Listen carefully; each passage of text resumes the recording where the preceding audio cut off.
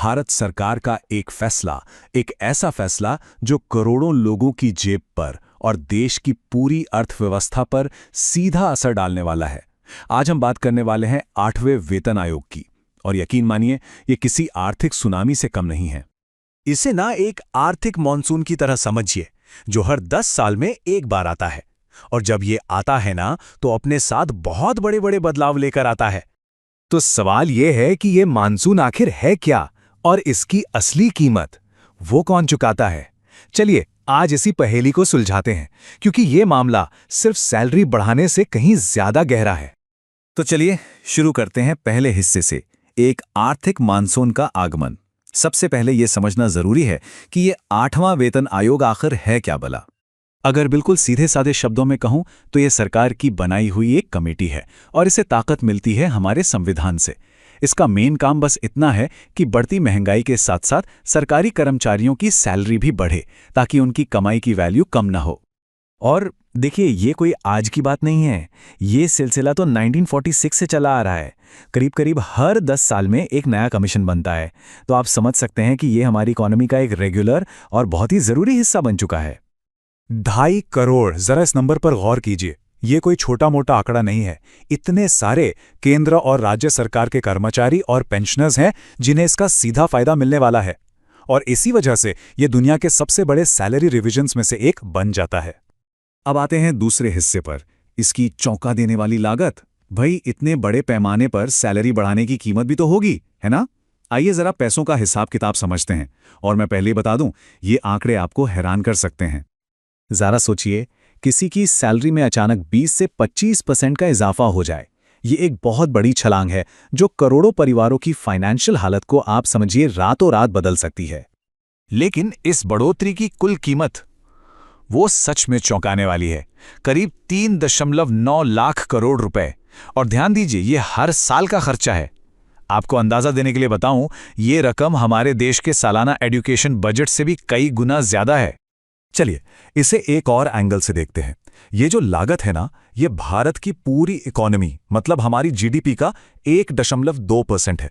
इसका सीधा सीधा मतलब ये हुआ कि देश में जो भी कमाई हो रही है, उसमें से हर 100 रुपए में से 1 रुपए से ज्यादा सिर्फ इस सैलरी हाइक पर चला जाएगा। तो जाहिर है इसका सीधा असर पड़ता है सरकारी खजाने पर। जो फिस्कल डेफिसिट होता है, मतलब सरकार की कमाई और खर्चे के बीच का गैप, वो और बढ़ जाएगा। अब इसे आसान भाषा में समझे तो सरकार के पास 2 ही रास्ते बचते हैं, या तो ज्यादा कर्ज लो या फिर कहीं और किसी दूसरी जरूरी चीज पर अपने खर्चे कम करो। अब आते हैं तीसरे हिस्से पर, 2 तरह के वर्कफोर्स की कहानी। देखिए, ये कहानी सिर्फ पैसों की नहीं है, इसका असली असर तो हमारे समाज पर पड़ता है। और सवाल ये उठता है कि क्या ये फैसला भारत में काम करने वालों को 2 अलग अलग दुनिया में बांट रहा है? सुनने में तो लगता है कि सैलरी बढ़ रही है तो अच्छी बात है, फेयर है ना? लेकिन असली सवाल ये है, क्या ये सबके लिए फेयर है? और बस यहीं से असली बहस शुरू होती है। ये तस्वीर इस बढ़ती खाई को बिल्कुल साफ कर देती है। एक तरफ है सरकारी कर्मचारी, जिनकी सैलरी बढ़कर 35,000 या 45,000 रुपए तक पहुंच सकती है, और दूसरी तरफ हैं हमारे देश के करोड़ों इनफॉर्मल वर्कर्स, जो महीने के 10,000 रुपए भी बड़ी मुश्किल से कमा पाते हैं। फर्क देखिए। और ये जो गैप है ना, ये सिर्फ इन 2 तरह के वर्कर्स तक ही सीमित नहीं है। इसका असर पूरे प्राइवेट सेक्टर पर पड़ता है। सोचिए, 6.3 करोड़ छोटे बिजनेस, वो इतनी सैलरी कैसे देंगे? वो कंपटीशन से बाहर हो जाते हैं। फिर बड़ी कंपनियां क्या करती हैं? या तो मशीनें लगाती हैं या फिर कॉन्ट्रैक्ट पर लोग रखती हैं। और नतीजा, युवाओं के लिए सरकारी नौकरी का चार्म और भी ज्यादा बढ़ जाता है। तो अब हम आते हैं अपने आखिरी हिस्से पर, आगे का रास्ता क्या है? आज भारत एक ऐसे मोड़ पर खड़ा है जहां यह सवाल पूछना जरूरी है, क्या ये पे कमीशन सिर्फ एक फाइनेंशियल बोझ है, या फिर ये किसी बड़े मौके का दरवाजा भी खोल सकता है? सरकार के सामने चॉइस बहुत मुश्किल है। पैसा तो कहीं ना कहीं से लाना ही पड़ेगा। तो ऑप्शन क्या है? या तो आम लोगों पर टैक्स का बोझ बढ़ाओ, या देश पर कर्ज का पहाड़ और ऊंचा करो, या फिर जो पैसा हमारे स्कूलों, अस्पतालों और सड़कों पर लगना चाहिए उसमें कटौती करो। कोई भी रास्ता आसान नहीं है। लेकिन एक और रास्ता भी तो हो सकता है। क्या हो अगर इस चैलेंज को एक अपॉर्चुनिटी में बदल दिया जाए? ऐसा हो सकता है कि सैलरी सिर्फ पद देख के नहीं, बल्कि काम और परफॉर्मेंस देख के बढ़े। इसे एक ऐसा इन्वेस्टमेंट बनाया जा सकता है जिससे हमें बेहतर सरकारी सर्विसेज मिलें और समाज में जो अमीर गरीब की खाई बढ़ रही है उसे भी कम किया जा सके। तो आखिर में सवाल वहीं आकर रुकता है, ये एक फेयर कदम है या समाज में और असमानता फैलाने का एक जरिया? 8वां वेतन आयोग सिर्फ एक सैलरी हाइक का मामला नहीं है, ये भारत के आर्थिक भविष्य का एक इम्तिहान है। और असली चुनौती तो सच पूछिए अब शुरू हुई है। चलिए आज बात करते हैं भारत की एक ऐसी क्रांतिकारी मेडिकल थेरेपी के बारे में जिसमें जेनेटिक बीमारियों के इलाज का तरीका हमेशा हमेशा के लिए बदलने की ताकत है। तो जो सबसे बड़ा सवाल आज हमारे सामने है वो ये कि क्या किसी बीमारी को जड़ से मिटाने के लिए अपने जेनेटिक कोड यानी हमारे डीएनए को ही एडिट किया जा सकता है? अच्छा, इस पूरी बात को समझने के लिए सबसे पहले हमें मिलना होगा इसके विलन से, एक ऐसी दर्दनाक जेनेटिक बीमारी जो लाखों जिंदगियों पर असर डालती है। तो ये बीमारी है सिकल सेल रोग। अब होता क्या है इसमें? ये एक जेनेटिक कंडीशन है जिसमें हमारे शरीर की रेड ब्लड सेल्स, जिनका काम ऑक्सीजन पहुंचाना होता है, वो अपना गोल आकार खो देती हैं और दराती यानी सिकल जैसी टेढ़ी हो जाती हैं। अब जरा यहाँ देखिए, एक हेल्दी सेल गोल और लचीली होती है जो खून की नसों में आराम से बहती है। दूसरी तरफ है सिकल सेल जो कठोर और चिपचिपी हो जाती है और यही सेल नसों में फंसकर ब्लॉकेज यानी रुकावट पैदा करती है। यही सारी प्रॉब्लम की जड़ है। और जानते हैं, इस रुकावट का नतीजा बहुत ही भयानक होता है। अचानक तेज दर्द के दौरे उठते हैं, शरीर के अंगों को धीरे धीरे नुकसान पहुंचता है और यहाँ तक कि स्ट्रोक का खतरा भी बढ़ जाता है। ये सिर्फ एक मेडिकल प्रॉब्लम नहीं है, ये इससे जूझ रहे लोगों के लिए एक कभी न खत्म होने वाला दर्दनाक संघर्ष है। लेकिन जैसा हर कहानी में होता है, जहां एक विलन है वहां एक हीरो भी आता है। तो चलिए अब मिलते हैं इस कहानी के हीरो से जो उम्मीद की एक नई किरण लेकर आया है। और इस हीरो का नाम है BRISC 101। ये कोई मामूली दवा नहीं है, ये सिकल सेल रोग के लिए भारत की पहली पूरी तरह से स्वदेशी जीन थेरेपी है। ये भारत की वैज्ञानिक ताकत का एक जीता जागता सबूत है। और हाँ, इसका नाम भी बहुत खास है। इसे महान आदिवासी नेता और स्वतंत्रता सेनानी बिरसा मुंडा के सम्मान में रखा गया है। ये इस वैज्ञानिक कामयाबी को एक सांस्कृतिक पहचान भी देता है। तो अब सबसे बड़ा सवाल, ये जादू आखिर होता कैसे है? चलिए इसके पीछे की साइंस को बिल्कुल आसान भाषा में समझते हैं। देखिए, सारा का सारा खेल जो है वो क्रिस्पर नाम की एक टेक्नोलॉजी का है। इसे समझने का सबसे आसान तरीका है इसे एक आणविक कैंची या मॉलिक्यूलर सिजर्स की तरह सोचना। ये कैंची हमारे डीएनए में ठीक उस जगह पर कट लगाती है जहां गड़बड़ी है और उसे ठीक कर देती है। तो ये होता कैसे है? सबसे पहले वैज्ञानिक डीएनए में उस खास गड़बड़ी को ढूंढते हैं जो बीमारी की वजह है। फिर क्रिस्पर की उस आणविक कैंची से उस खराब जीन को एडिट करके ठीक किया जाता है। इसके बाद इन ठीक की हुई कोशिकाओं को बस एक बार में शरीर में वापस डाल दिया जाता है और बस शरीर अपने आप normal healthy red blood cells बनाना शुरू कर देता है। है ना ये कमाल की बात? अब कोई सोच सकता है कि जीन थेरेपी तो दुनिया में और भी हैं, तो फिर बिरसा 101 में ऐसा क्या खास है जो इसे सच में एक गेम चेंजर बनाता है? इसका सबसे बड़ा और शायद सबसे जरूरी जवाब वो है इसकी कीमत। ये एक ऐसा इलाज है जो बहुत ही कम लागत पर उपलब्ध होने की उम्मीद है। ये जो 3 बातें हैं यही इसे सबसे अलग बनाती हैं। पहली, ये पूरी तरह स्वदेशी है, मेड इन इंडिया। दूसरी, ये बेहद किफ़ायती है, दुनिया के दूसरे महंगे इलाजों के मुकाबले बहुत सस्ती। और तीसरी, इसे सुलभ बनाने के लिए डिज़ाइन किया गया है ताकि उन गरीब लोगों तक भी पहुंच सके जिन्हें इसकी सबसे ज़्यादा ज़रूरत है। तो ये सब मिलकर आखिर तस्वीर क्या बनाते हैं? देखिए, ये सिर्फ एक बीमारी का इलाज नहीं है, ये उपलब्धि मेडिकल साइंस के भविष्य के लिए एक नया दरवाज़ा खोल रही है। और ये हमें एक बहुत ही ज़बरदस्त सवाल पर लाकर छोड़ देता है। अगर हम सिकल सेल जैसी बीमारी को जेनेटिक लेवल पर ठीक कर सकते हैं तो ज़रा सोचिए, भविष्य में और कौन-कौन सी लाइलाज मानी जाने वाली बीमारियों का अंत इसी तरह मुमकिन हो सकता है। भविष्य सच में उम्मीदों से रोशन है। नमस्ते। आज हम बात करेंगे अमेरिका और भारत के बीच हुई एक बहुत ही अहम हथियार डील के बारे में। चलिए समझने की कोशिश करते हैं कि इस साझेदारी का असल मतलब क्या है। तो चलिए सीधे उस नंबर पर आते हैं जो सुर्खियों में है, $90 मिलियन।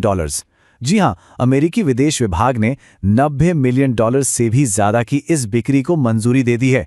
पर सवाल यह है कि इस पैकेज में आखिर है क्या? तो ये जो पूरी रकम है वो असल में दो अलग अलग बहुत ही हाई टेक वेपन पैकेजेस में बटी हुई है। एक है एक्सकैलिबर और दूसरा जैवलिन मिसाइल सिस्टम। तो चलिए एक एक करके देखते हैं कि भारत को असल में मिल क्या रहा है। तो सबसे पहले बात करते हैं एक्सकैलिबर की।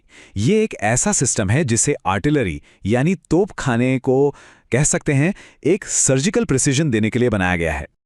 अब इसे आसान भाषा में समझना हो तो ये कुछ ऐसा है जैसे आप एक साधारण तोप को एक लंबी दूरी की स्नाइपर राइफल में बदल दें। मतलब एक फायर और निशाना एकदम पक्का। पर जानते हैं इस सिस्टम की सबसे कमाल की बात क्या है? वो है इसकी वर्सेटैलिटी। ये भारत की जो मौजूदा तोपें हैं ना, जैसे M777, बोफोर्स, K9 वज्र, उन सब के साथ काम कर सकता है। इसका सीधा मतलब यह है कि कोई नई तोप खरीदने की जरूरत नहीं और एक जबरदस्त अपग्रेड मिल जाता है। तो इस डील में ऐसी 216 एडवांस्ड प्रोजेक्टाइल शामिल हैं। और सिर्फ इतना ही नहीं, इसके साथ वो सारे फायर कंट्रोल सिस्टम और सपोर्ट भी हैं जो इन्हें पहले दिन से ही असरदार बनाने के लिए चाहिए। चलिए अब आते हैं इस डील के दूसरे हिस्से पर। यह है जैवलिन मिसाइल सिस्टम और ये मशहूर है अपनी फायर एंड फॉरगेट यानी दागो और भूल जाओ टेक्नोलॉजी के लिए। देखिए, जमीनी सेना के लिए तो ये सिस्टम एक गेम चेंजर है। ये उन्हें ताकत देता है कि वो दूर से ही किसी भी बख्तरबंद गाड़ी या टैंक को बहुत ही जबरदस्त सटीकता के साथ तबाह कर सकें। और हाँ, ये सिर्फ टैंकों के लिए नहीं है। जैसा कि हम देख रहे हैं, इसकी रेंज काफी बड़ी है, बख्तरबंद गाड़ियों से लेकर बंकरों और गुफाओं तक। यहां तक कि इसे मानव रहित वाहनों पर लगाकर भी फायर किया जा सकता है। भारत को जो पैकेज मिल रहा है उसमें 100 जेवलिन मिसाइलें हैं और 26 लॉन्च यूनिट्स। और हाँ, इसमें ट्रेनिंग के लिए सिमुलेशन राउंड्स भी शामिल हैं। ये बहुत ज़रूरी है ताकि सैनिक इसका इस्तेमाल करने में पूरी तरह माहिर हो जाएं। ठीक है, तो ये तो हो गई हार्डवेयर की बात। ये टेक्नोलॉजी वाकई में बहुत शानदार है, लेकिन इस सौदे का असली मतलब सिर्फ इन हथियारों तक सीमित नहीं है। सवाल यह है कि इसके पीछे की बड़ी स्ट्रैटेजी क्या है। तो अब समझते हैं इसका रणनीतिक क्यों। जब हम आधिकारिक बयानों को देखते हैं तो एक बात बिल्कुल साफ हो जाती है। ये सौदा सिर्फ हथियारों की खरीद बिक्री नहीं है, ये एक बड़ी भू राजनीतिक तस्वीर का हिस्सा है। अमेरिका की डिफेंस सिक्योरिटी कॉर्पोरेशन एजेंसी का कहना है कि इस बिक्री से भारत को आज और भविष्य के खतरों से निपटने में मदद मिलेगी। इससे भारत की होमलैंड डिफेंस मजबूत होगी और वो क्षेत्रीय खतरों को रोक पाएगा। और बात सिर्फ यहीं तक नहीं है। साफ तौर पर यह भी कहा गया है कि ये सौदा अमेरिकी विदेश नीति का समर्थन करता है, क्योंकि इससे अमेरिका भारत के रणनीतिक रिश्ते मजबूत होते हैं और एक बड़े डिफेंस पार्टनर की सुरक्षा बेहतर होती है। मतलब भारत को इंडो पैसिफिक और दक्षिण एशिया में राजनीतिक स्थिरता, शांति और आर्थिक तरक्की के लिए एक बहुत जरूरी ताकत के तौर पे देखा जा रहा है। ये डील उसी नजरिए को और पक्का करती है। एक और बहुत जरूरी बात जो एजेंसी ने कही वो ये है कि इस बिक्री से इस इलाके के सैन्य संतुलन पर कोई फर्क नहीं पड़ेगा। कहने का मतलब ये कदम क्षमता बढ़ाने के लिए है, ना कि किसी तरह का तनाव पैदा करने के लिए। तो फिर इस पूरे सौदे से हमें क्या समझना चाहिए? सबसे बड़ी बात क्या है जो हमें ध्यान में रखनी है? तो कुल मिलाकर 3 बड़ी बातें निकल कर आती हैं। पहली, भारत की सैन्य क्षमता को एक जबरदस्त बूस्ट मिलता है। दूसरी, ये अमेरिका भारत के गहरे होते रिश्तों का एक और पक्का सबूत है। और तीसरी, ये दिखाता है कि दोनों देशों का हिंद प्रशांत क्षेत्र की सुरक्षा पर एक साझा फोकस है। तो ये सब हमें एक बड़े सवाल पर लाकर छोड़ देता है। ये जो रक्षा साझेदारी लगातार गहरी हो रही है, ये हिंद प्रशांत क्षेत्र की सुरक्षा और रणनीति को आने वाले समय में कैसे बदलेगी? हाल ही में एक बहुत बड़ा इंटरनेशनल आर्म्स डील काफी चर्चा में है। तो चलिए आज इसी पर बात करते हैं और समझते हैं कि ये स्मार्ट वेपन्स आखिर हैं क्या और इनमें ऐसा क्या खास है। तो इस डील की कीमत क्या है? लगभग $92.8 मिलियन। जी हाँ, ये यूएस स्टेट डिपार्टमेंट ने भारत को एक संभावित हथियार बिक्री के लिए जो अनुमानित लागत बताई है वो है। अब सवाल ये है कि इतने पैसों में मिल क्या रहा है? मिल रहे हैं 2 बेहद एडवांस्ड वेपन सिस्टम्स। पहला है जेवलिन मिसाइल और दूसरा एक्सकैलिबर प्रोजेक्टाइल। और सुनिए, इन्हें आजकल बैटलफील्ड का गेम चेंजर माना जाता है। क्यों? क्योंकि इनकी एक्यूरेसी और मारक क्षमता बिल्कुल नेक्स्ट लेवल है। तो चलिए शुरुआत करते हैं पहले हथियार से, जेवलिन। इसका निकनेम है द टैंक हंटर। तो आखिर ये जेवलिन है क्या चीज? सिंपल सा जवाब है, ये एक अमेरिकी मिसाइल है जिसे एक अकेला सैनिक आराम से उठाकर ले जा सकता है, इसीलिए इसे मैन पोर्टेबल कहते हैं। और इसका काम बस एक दुश्मन के टैंक्स को धूल में मिला देना। लेकिन इसकी असली पावर इसकी वर्सेटिलिटी है। मतलब ये सिर्फ भारी भरकम टैंक्स तक ही सीमित नहीं है, नहीं, ये हल्के मिलिट्री व्हीकल्स, मजबूत किलेबंदी या बंकर्स और हाँ, हवा में उड़ते हुए हेलीकॉप्टर्स को भी निशाना बना सकती है। वैसे जेवलिन कोई नया नवेला सिस्टम नहीं है। इसको रेथियॉन और लॉकहीड मार्टिन जैसे बड़े नामों ने मिलकर डेवलप किया था। 1996 से ये अमेरिकी सेना के साथ सर्विस में है और आज ये दुनिया के सबसे ज्यादा डिमांड वाले एडवांस्ड डिफेंस सिस्टम्स में से एक है। तो फिर ऐसी क्या बात है इसमें जो जेवलिन को इतना घातक बनाती है? जवाब एक ही है, इसकी फायर एंड फॉरगेट टेक्नोलॉजी। सच कहूं तो यही इसका सबसे बड़ा ट्रम्प कार्ड है। अच्छा, तो ये काम कैसे करती है? बहुत ही सिंपल तरीके से। देखिए, ऑपरेटर बस अपने इंफ्रारेड सीकर से टारगेट को लॉक करता है, मिसाइल फायर करता है और बस खेल खत्म। ऑपरेटर फौरन कवर ले सकता है, अपनी जान बचा सकता है और मिसाइल वो अपने आप टारगेट तक जाकर उसे तबाह कर देती है। और सुनिए, जेवलिन की अटैक करने के भी दो अलग अलग मोड्स हैं। एक है डायरेक्ट अटैक, ये सीधा टारगेट की तरफ जाती है, जैसे कि कोई बंकर हो या हेलीकॉप्टर। पर दूसरा टॉप अटैक, ये ज्यादा खतरनाक है।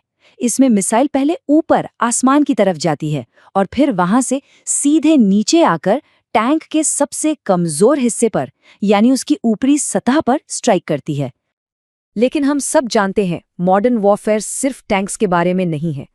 तो इस सौदे में और क्या था?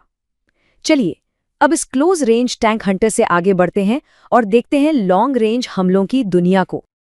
तो इस डील का दूसरा हिस्सा है एक्सकैलिबर। ये एक प्रिसिजन शेल है, मतलब एक ऐसा गोला जो अपने टारगेट से चूकता ही नहीं। एक बात साफ कर दूं, ये कोई मिसाइल नहीं है। एक्सकैलिबर एक जीपीएस गाइडेड आर्टिलरी शेल है। इसे हॉविट्जर जैसी बड़ी बड़ी तोपों से फायर किया जाता है। तो एक तरह से ये आपकी पुरानी तोपों को ही एक स्मार्ट अपग्रेड दे देता है। एक्सकैलिबर जो है वो आर्टिलरी के रेंज को बिल्कुल एक नए लेवल पर ले जाता है। जरा सोचिए, एक 58 कैलिबर की तोप से फायर किया गया ये शेल 70 किलोमीटर दूर तक जा सकता है। 70 किलोमीटर, मतलब दुश्मन को पता भी नहीं चलेगा कि हमला कहां से हुआ। और एक्यूरेसी सिर्फ 2 मीटर। हाँ, आपने सही सुना, 70 किलोमीटर दूर भी एक्सकैलिबर अपने टारगेट के 2 मीटर के दायरे में ही लैंड करता है। ये जो प्रिसिजन है ना, ये सच में अविश्वसनीय है। और इस कमाल की एक्यूरेसी का मतलब क्या है? इसका मतलब ये है कि इसे मुश्किल से मुश्किल इलाकों जैसे पहाड़ों में भी इस्तेमाल किया जा सकता है। और सबसे जरूरी बात, इससे आसपास के इलाकों को कोई नुकसान नहीं होता, जिसे हम कोलैटरल डैमेज कहते हैं। आज की लड़ाई में ये चीज बहुत बहुत जरूरी है। तो जेवलिन और एक्सकैलिबर, इन दोनों एडवांस सिस्टम से हमें क्या समझना चाहिए? मतलब इसका आखिर टेक अवे क्या है? देखिए, सार ये है, जेवलिन की फायर एंड फॉरगेट टेक्नोलॉजी वो सैनिक को नजदीकी लड़ाई में सुरक्षित रखती है। दूसरी तरफ एक्सकैलिबर की जीपीएस गाइडेड टेक्नोलॉजी वो लंबी दूरी से दुश्मन पर बिल्कुल सटीक हमला करती है, और वो भी बिना किसी अतिरिक्त नुकसान के। तो ये दोनों सिस्टम्स मिलकर मॉडर्न बैटलफील्ड में एक बड़े बदलाव की तरफ इशारा करते हैं। एक ऐसा बदलाव जहां ताकत से ज्यादा सटीकता और अंदाजे से ज्यादा टेक्नोलॉजी काम आती है। तो चलिए, जो कुछ हमने अभी जाना उसके आधार पर एक छोटा सा सवाल। जेवलिन की ऐसी कौन सी खासियत है जो ऑपरेटर को मिसाइल फायर करते ही कवर लेने का मौका देती है?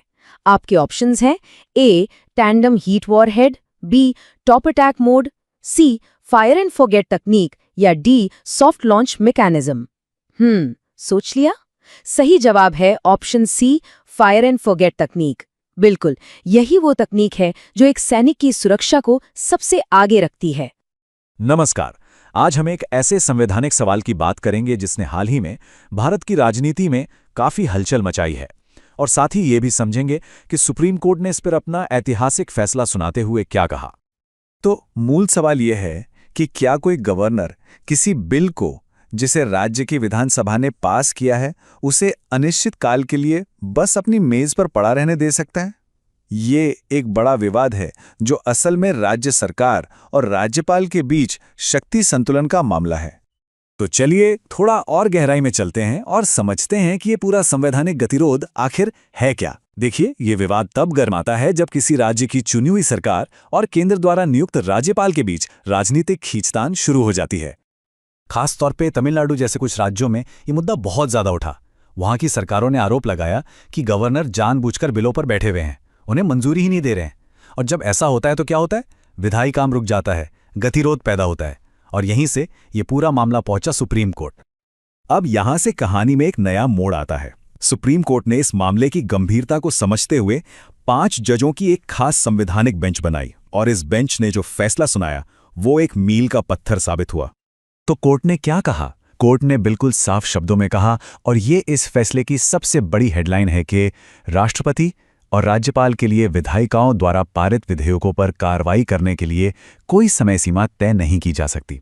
मतलब अदालतें उन्हें ये नहीं बता सकती कि आपको इतने दिन में फैसला लेना ही होगा। और मजे की बात यह है कि इस फैसले ने सुप्रीम कोर्ट के ही एक पुराने फैसले को पलट दिया। पहले 2 जजों की एक बेंच ने कहा था कि अगर गवर्नर एक तय समय में फैसला नहीं लेते तो बिल को पास मान लिया जाएगा, जिसे डीम्ड सहमति कहते हैं।